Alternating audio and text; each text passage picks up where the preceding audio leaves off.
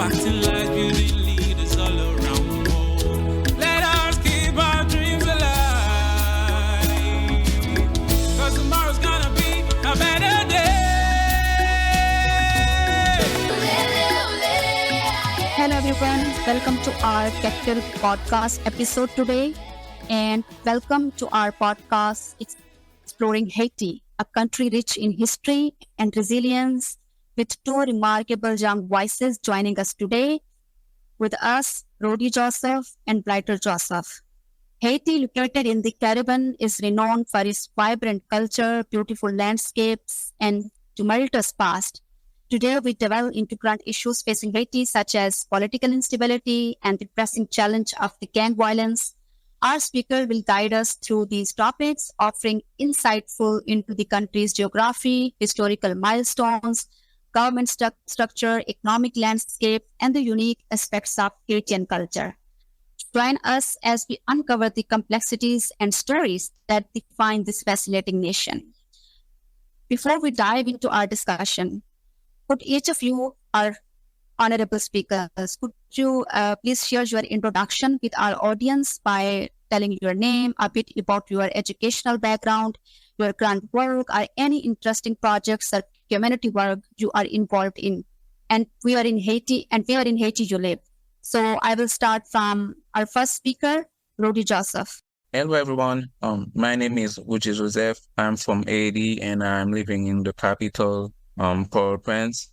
I'm a beneficiary of the health scholarship, a scholarship based on academic excellences, one of the best scholarship program in Haiti, which enabled me to study architecture at University 𝐥𝐴, and I expect to graduate this year. Also, I'm the co-founder of Pack Project, a project I found with a fellow student at University 𝐥𝐴 and help. And this organization aim to help children in an orphanage, and we intend to extend this project all over the country and the future. It's an honor for me to introduce my country to this beautiful community. Thank you. Wow, this is wonderful. And we are so proud of you for taking out such youth activism and community work in your country as well. So let's just move to our other speaker, Blayter Joseph. Would you please introduce yourself to our audience? Hello, Nabila. Thank you for the opportunity. And I'm also grateful to the Kectil program because it gives me the opportunity to talk to the world about Haiti. As you said, my name is Blayter Joseph, and I studied economic sciences at University 𝗏𝗏𝗏𝗏, and I had also the opportunity to have the scholarship from Asian Education and Leadership Program. For now, I'm working as a recruiter for an organization which is specialized by giving professional development to school leaders, teachers, and parents. And also, I am someone who is passionate about education, and during my lifetime, I will do my best to work in this field and to help some children in Haiti have a better quality of education. And that's all about me. Thank you. This is wonderful, and we are so proud of you that you are initiating most of the projects relevant to education, and you have keen interest into it. And we believe education is very important. So let us just move to our today's podcast, very interesting questions so that we can reveal more about Haiti. I would ask both of you if you can comment on this. Haiti boasts a diverse landscape. Could you share with us some of the natural resources that are abundant in the country and how they contribute to Haiti's economy and culture? And even you can tell us any, for example, highest mountains in Haiti, any remarkable facts or legends associated with it. Just wanted to start with this general quick fact check about Haiti. Hello. Haiti is located in the Caribbean. We are a Caribbean country. Its capital is Port-au-Prince. This is a very beautiful country, as we are in the Caribbean, and we're a tropical country. We are well known for a beautiful sea, for our beautiful beach. We have some great mountain, like I can say one of the highest mountain is the Peak Makaya. It's a very beautiful country, especially when you want to go on a vacation. It's very beautiful to visit our nature, etc., etc. And one of the best thing we can explore in our Haiti is our food. We have excellent good food. This is all I can say, and this is our Haiti is a very beautiful country. Thank you, Woody, for your words. And also in Haiti, we have as resources, we have gold, because we have a significant deposit of gold, and some companies have explored and mined gold in the country. Secondly, we have bauxite, and we have other minerals like silver, zinc, lead, among other minerals. So also we have some, like Woody said, we have one of the best beach in the Caribbean, which is 𝗧𝗶𝘁𝗲. It is in the North Department. And also I will add that in Haiti, we have 10 departments. So thank you. I think that it is a little bit about Haiti in the field of geography. Thank you. Wow, this is like really wonderful. I assume Haiti is a very beautiful and richful country, of course, having a lot of resources and mineral, as well as you guys have mentioned. So let us just dive into a bit general history of the country. Again, I would ask both of you to add your comments on it in a very brief way, so that our audience can get a general idea about the existence of Haiti at least. So as we know, Haiti's independence in 1804 was a watershed moment in the history. Can you both share with us the story behind Haiti's fight for independence, highlighting a heroic figure, or even that played a crucial role in achieving freedom? Could you just add some comments on this for our audience? Yeah, it's always important to tell older people Haiti is the first Black independent nation in the world, and we take our independence on January 1st, 1804, from France, of Napoleon Bonaparte. I can say France at this time as the greatest army in the world. And we take our independence from this great nation. It is a very remarkable thing we did in the world. We have some good soldiers like Dessalines, we consider as the father of our nation. Some heroes like Toussaint Louverture, Pétion, and other many great fighter, great hero. We give us our independence from France, and until now,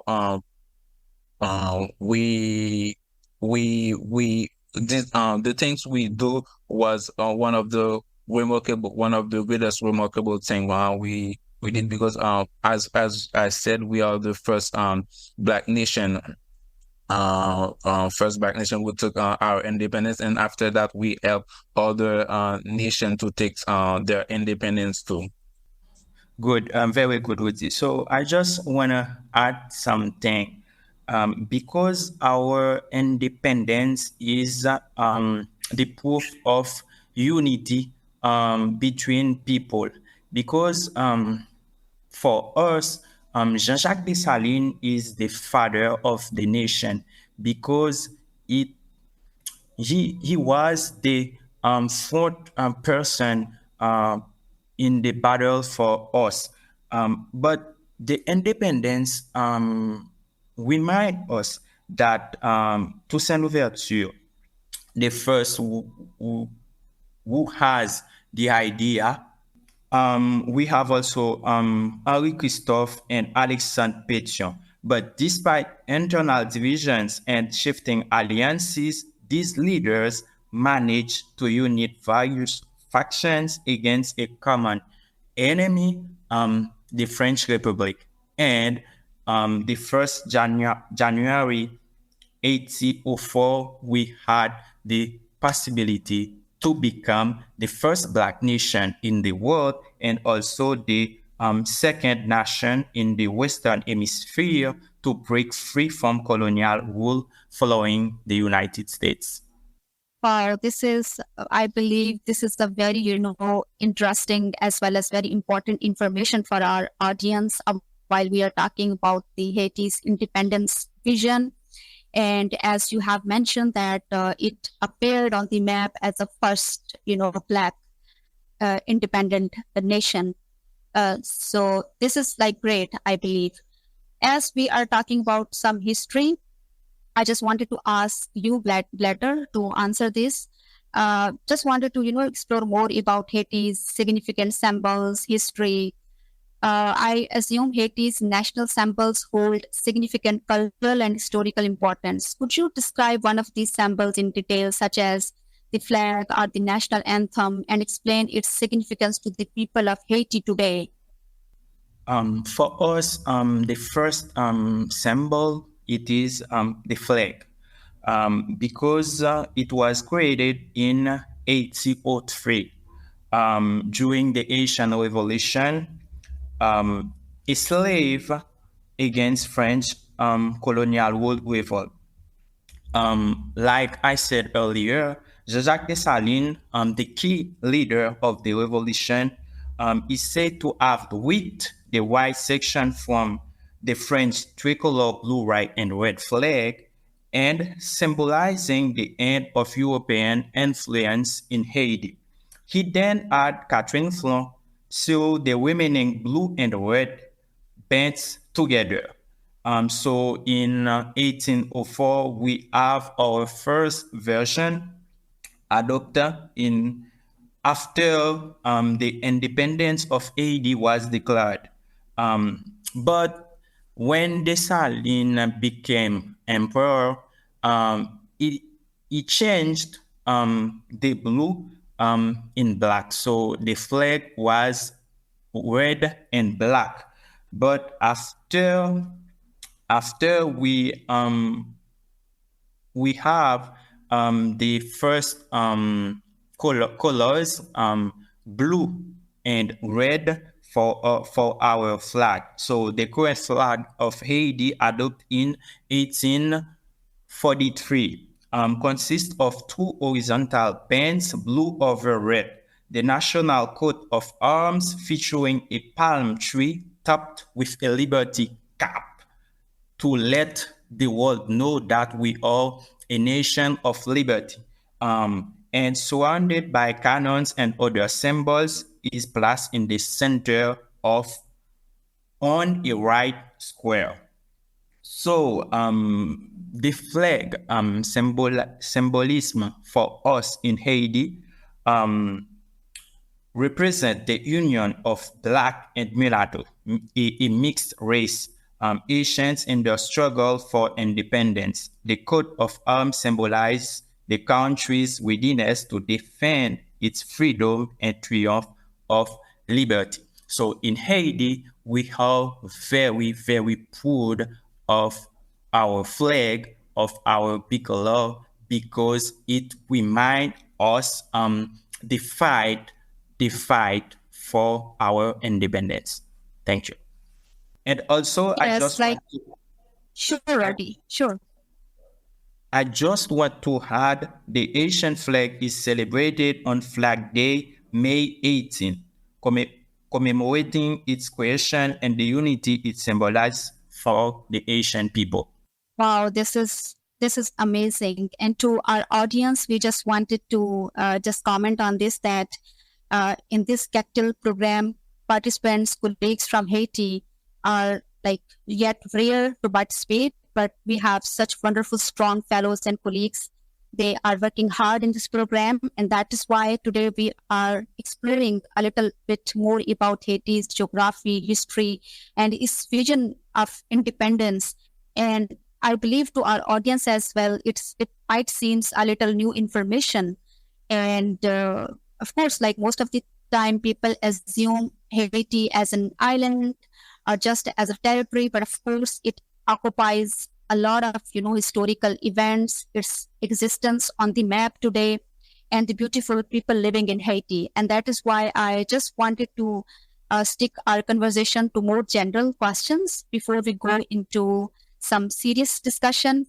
Roody, Joseph, can you give us a comprehensive overview of Haitian culture, touching on the diversity of its people and ethnic groups, the significance of its official language, the unique aspects of its cuisine, architecture, sports, music, and fashion, as well as the major religions practiced in Haiti, or any other unique characteristic that define the country? Haiti is the first Black nation to get the independence against France of Napoleon Bonaparte and his army. As I said before, it's really important to always tell that to others, because people don't really know about our story and what we accomplished as a nation. To give context to who we are as people and where we come from, Christopher Columbus discovered the island, and at this time the island was occupied by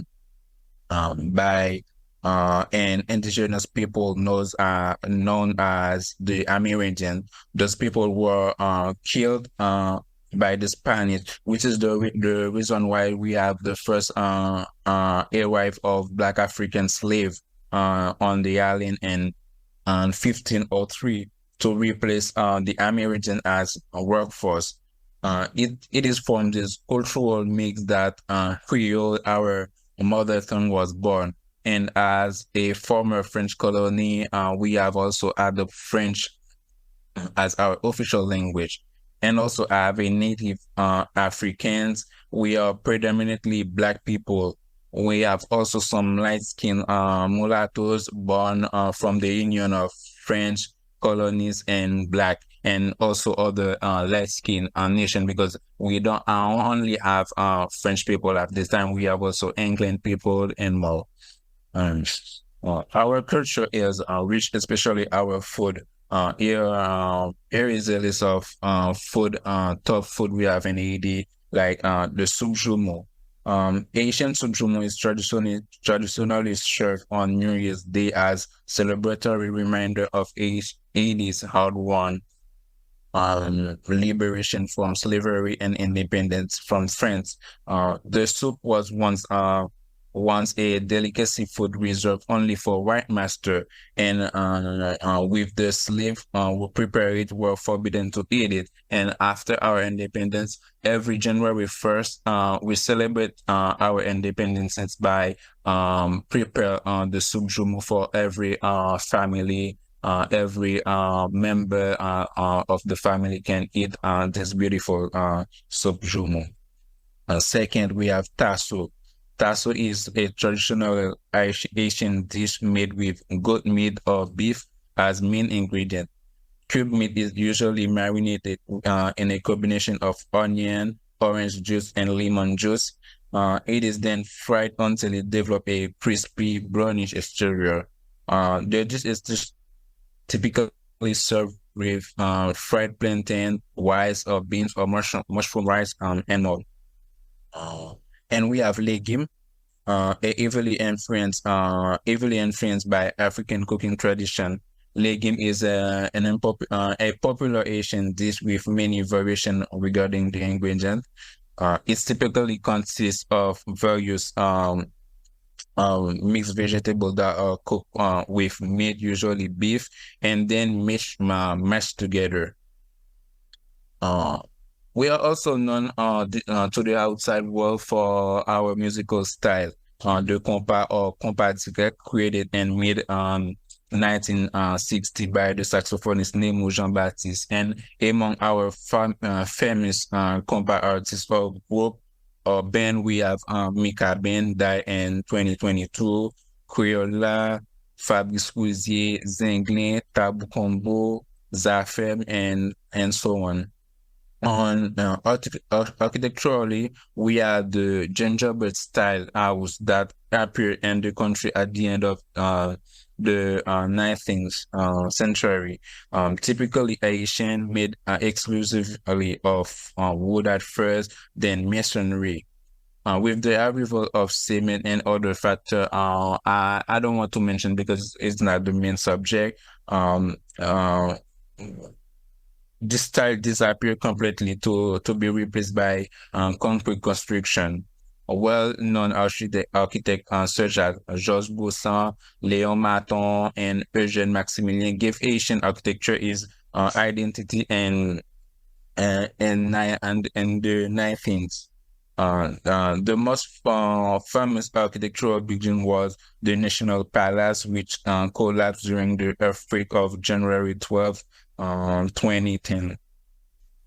We are also a very religious people. We inherit our ancestors' religion, which is Vodou, a religion that is stigmatized because, as French colony, Catholicism was supposed to be our first religion. And the practice of the Vodou was once forbidden in Haiti by former governors, but now people practice Vodou, but they will not loudly say they are Vodouism anymore because they still don't want people to know their practice this religion. And we have Catholicism, Protestantism as dominant religion in Haiti.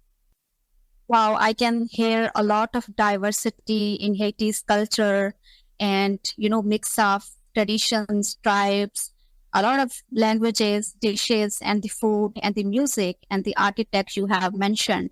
So for sure, Haiti is, encompassing a lot of different things to get entertained as well for, foreigners if they want to visit someday Haiti. And for sure, they are highly recommended to go there. Thank you very much, Roody, for such an insightful cultural 360 view, I would say. And let us just move to the economy of Haiti, because our audience just wanted to have a basic understanding of the economy of Haiti. I would ask Blayter if you can comment on this. Haiti's economy is diverse despite its challenges. Could you highlight some of the main products that Haiti exports to the world and discuss how these industries contribute to the economy, to the country's economic landscape and development? Thank you for the question, Nabila. So Haiti's export economy is relatively small compared to other nations, but it is diverse and plays a critical role in our economic landscape and development. We have some main products that we export in the world.